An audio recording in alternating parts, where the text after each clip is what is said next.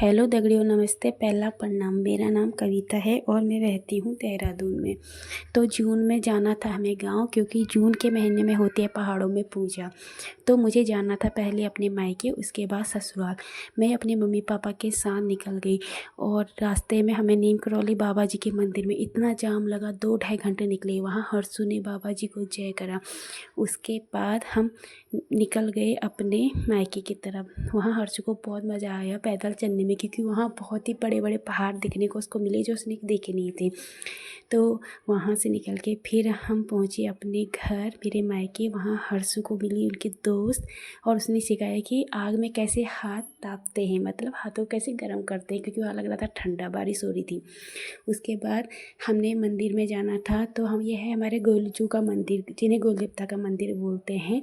वहाँ से आने के बाद हर्षू कर रही थी नानी के घर में लुक्का छुपी, जिसमें हर्षू को आ रही थी बहुत मज़ा। वो पहली बार ऐसे माहौल उसने देखा है, उसने बहुत मस्ती करी। उसके बाद बच्चों ने खाया खाना बैठ के।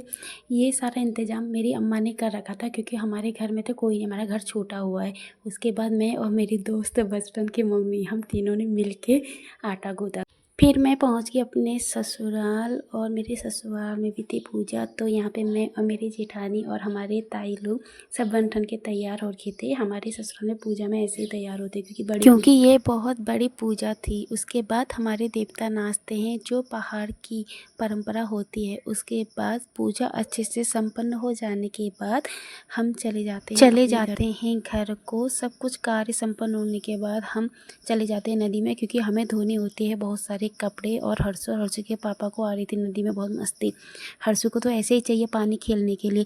उसके बाद मैंने भी हर्षू के साथ थोड़ा 1-2 वीडियो बनाए। फिर सब कुछ काम ख़त्म हो जाने के बाद हम निकल के देहरादून को। और हर्षू कर रही थी गाँव को मिस, बार बार कह रही थी कि मुझे नदी की याद आ रही है, मुझे नदी में जाना है, मुझे गाँव जाना है।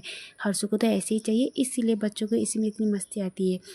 फिर हम निकल गए देहरादून को, और आप मिलते हैं आपसे अपने नेक्स्ट ब्लॉग में। तब तक के लिए बाय बाय।